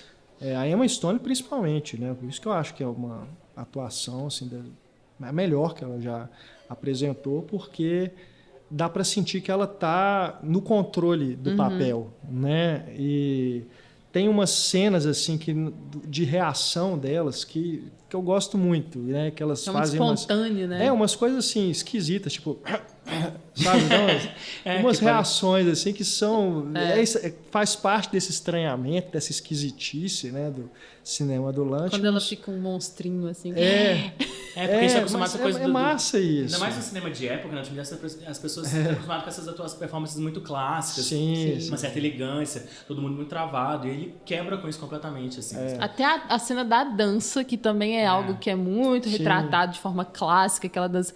Até a dança, você olha assim, que isso? Que dança é essa? É uma coreografia completamente diferente. É um filme escatológico, assim, né, em vários sentidos, Exato. inclusive. É um filme que é um filme que, talvez um dos primeiros filmes, não o primeiro, mas talvez um dos primeiros filmes que lembra, assim, porque a gente tem essa visão muito idealizada né, do século XVII, XVIII, por causa muito do cinema, que sempre retratou isso como da pintura, daquelas pinturas clássicas e tal, mas é aquela velha história que te lembra, assim, velho, que naquela época não tinha banheiro direito, não tinha, sabe, saneamento básico, então você imagina, é um filme que quase faz sentido. Tanto que aquele lugar devia cheirar mal, entendeu? Tanto que aquele ambiente devia ser pestilento, entendeu? Tanto que as pessoas não tinham os padrões de higiene que a gente tem hoje, assim. É sempre um bom filme que te lembre disso, assim. Só de ter aquela gaiola cheia de coelhos dentro do quarto, você imagina o quanto que aquilo devia feder. E o filme tem esse poder, ou esse mérito um pouco sinestésico, assim, né? Sim, não, e assim, só para, né, quem tá ouvindo não achar que eu sou do contra aqui, eu vou falar uma coisa agora que Tá é tudo assim... bem ser do contra, tá? Não tem não, problema, não. sim, mas é porque, né, enfim. Mas eu vou falar algo aqui que, para os meus padrões, é até assim, um elogio muito grande pro Lanthimos, porque eu vou compará-lo a Kubrick. Uou! Tá? Mas eu não, no entendo a sentido, comparação, não no sentido assim, de que ele faz um cinema parecido com o do Kubrick, mas na forma como ele vai tratar essa história sobre a realeza, me lembra o Barry Lyndon. Sim, eu Só concordo com a que comparação. é uma versão assim escrachada do Barry Lyndon. Tanto na forma, porque, claro, o Kubrick é um esteta e ele estiliza demais os filmes dele, mas na forma da simetria, né? Ele é um obcecado pela simetria. E o Lanthimos, ele vai fazer o oposto disso, porque Da tem distorção, né? tem essas distorções na lente e tem cenas que ele filma contra a luz, né, que você não vê as atrizes conversando, você está vendo só as sombras delas. Então, isso... Muito bem lembrado, porque, desculpa, porque senão eu vou esquecer. Me lembrou muito as pinturas do Caravaggio, muito. Principalmente essas de sombra muito forte e esse contraste. Porque, assim, o Barry Lyndon, ele, esteticamente, ele vai lembrar muito as pinturas da época. dessa época, né? Só que a forma como ele conta aquela história, a história do Barry Lyndon, é bem o que o Lanthimos faz aqui com essas atrizes, né? Com essas personagens. De mostrar como que aquilo ali, né, tem uma coisa assim, dessa luta, dessa busca pelo poder, né? E a trajetória do Barry Lyndon, ela lembra um pouco do que é a Abigail da Emma Stone aqui. Né? Eu acho que... Vem de baixo para chegar no topo. Né? Eu até eu cito isso, eu falo isso de alguma forma no meu texto, não sei se exatamente desse jeito, mas eu concordo com a comparação com o Kubrick. Assim, para mim, o filme é meio sabe, a mistura de Kubrick com Billy Wilder, na verdade. Sabe? É como se o Kubrick dirigisse o Barry Lyndon do mesmo jeito que ele dirigiu o Doutor Fantástico, sabe? É uma coisa meio assim, entendeu? Sim. É uma mistura que eu acho muito interessante. E também com o estranhamento do Lanthimos, que tem também muito do surrealismo, né? Vem muito também do Buñuel. Assim. Eu gosto muito dessas coisas que o Lanthimos coloca, de sobreposições, sabe? De fusões de imagens, que é uma coisa que é rara da gente ver hoje em dia. Era muito mais comum no cinema antigo do que de hoje, né? Porque isso lembra as pessoas que aquilo ali é cinema. E hoje em dia foge-se cada vez mais disso. Os diretores, né, principalmente hollywoodianos, assim, não querem lembrar nunca que as pessoas estão vendo o filme. Então esses recursos mais chamativos caíram de moda, vamos colocar assim. Parece que eles querem muito apelar para identificação, né? Sempre. E não para esse lugar de um espectador que vai se sentir incomodado, mexido e vai estranhar mesmo e pensar sobre isso. Pensar sobre as imagens. A cena final eu acho belíssima. O último plano, né? Que ele vai justamente fazendo essa fusão de uma imagem com a outra, né? Da Emma Stone com a da Olivia Colman. Aquilo eu acho um cinema puro. Aquilo é muito forte, né, imageticamente. Muito raro hoje em dia. E dá um fechamento muito bom para a história. Final das contas, você está gostando do filme. A gente está conseguindo convencer o filme. Gostar do filme. Mas eu só queria... que você falou agora há pouco dessa coisa de direção dos atores, que você gosta como que ele dirige. Só queria contar rapidinho um caso que eu vi a Rachel Weisz contando numa entrevista, falando de como que o Lanthimos dirige, assim, que ela fala muito que ele desses diretores meio dirige na hora de escolher o elenco, assim, sabe? Ele escolhe o ator e se ele escolher o ator, ele, sabe? Ele é pronto, já dirigiu, ele vai deixar o ator fazer o negócio do jeito que ele faz, assim. Mas que ele dá... mas as direções dele, na verdade, são muito pontuais, assim, e são muito inusitadas. Que ela falou que teve um daqueles monólogos da Lady Sarah no filme, que ela tava falando, assim, falando. E ela fez a cena, e aí ele chegou pra ela e ela viu na hora que ele não tinha gostado, assim, que ele ia vir pra ele, né, ele falar que ele pediu pra ela fazer diferente. Mas que ele só chegou, assim, pra ela, falou assim, Rachel, você fez... tava ok, mas você fez essa cena muito X-Men. E ela falou assim, sabe, que pode parecer uma coisa muito estranha para as pessoas, mas que na hora que ele falou isso, ela entendeu perfeitamente o que ele queria dizer. Ela falou assim, sabe, ele me disse tudo, eu entendi na hora o que ele estava falando. E eu consegui entender o que eu estava fazendo e mudar. E aí eu fiz o plano de novo e ele não... Pronto, próxima cena. Entendeu? E ela falou que ele é muito desse jeito, assim, sabe? Que ele tem... ele fala uma coisa, uma palavra e pronto, entendeu? Ele não vai ficar discutindo com você a cena, não é isso, assim. E eu imagino que realmente, quando eu penso o Yorgos Lanthimos dirigindo o filme, é bem isso mesmo, entendeu? A cabeça dele deve funcionar bem assim, Tomara que o próximo X-Men seja dirigido por Yorgos Lanthimos. Imagina como que seria. Bom, algo mais que vocês queiram falar sobre... A favorita ou as favoritas? Pois é, gente. Então, você que ouviu todos os nossos programas sobre o Oscar, deixe seus comentários aí também, dizendo suas impressões sobre cada filme, né? E a gente agradece demais a presença do Daniel aqui conosco em mais esse episódio. Sem dúvida deu, né, para quem já tinha escutado o podcast da Mostra, né, e tinha lido a crítica do Daniel, agora deu para a gente aprofundar em vários aspectos, né, Dani? Eu que agradeço, sempre um prazer enorme participar do podcast do Cinematório. E para a gente concluir, para quem você dá o Oscar de melhor filme? Roma. Bom, então já temos um novo favorito. Né? Eu não dou, não. Eu dou pra favorita. Você, Renato? Não, pra mim é o Infiltrado na Clã. Olha, 3 votos diferentes. A Ana, a gente esqueceu de perguntar pro Igor, poxa. Né? Mas... Poxa o Igor não viu todos, porém ele não viu a favorita. É verdade. Então ele não pode votar. Mas aqui a Ana também... Não, mas a gente perguntou pra Ana, ela também não tinha visto a favorita ainda. Isso pode mudar. Então tá anulado o voto da Ana. Temos um empate de 3 filmes aí. Tá anulado. Só depois ela ver a favorita é que vai poder ver o que manda aí. Bom, é isso. Então, Daniel... Só encerrando, diga. Assim, se você viu o favorito e gostou, eu acho sempre bom isso, vai correr atrás dos filmes anteriores do Lanthimos, vale muito a pena. Vai ver Dente Canino, vai ver o Lagosta, vai ver o Alpes, assim, são filmes... interessantes, são bem mais radicais do que o Favorito. O Favorito é o filme mais mainstream dele, com certeza. Mas se você gostou do Favorito, tem grande chance que você vai, sabe? É uma boa porta de entrada, sabe? É uma boa droga, sabe? De entrada para as drogas mais pesadas que ele costuma traficar, entendeu? Boa.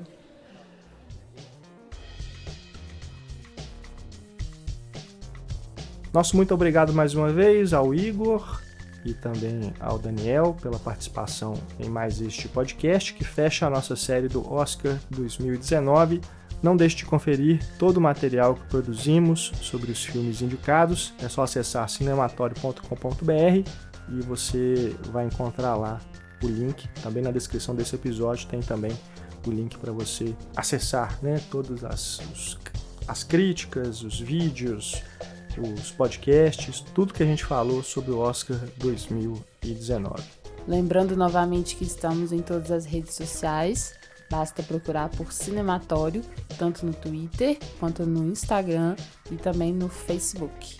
No Spotify, você encontra os nossos podcasts também, então se você preferir o sistema de streaming, né, para poder ouvir os podcasts, estamos lá, só procurar por Cinematório Podcasts.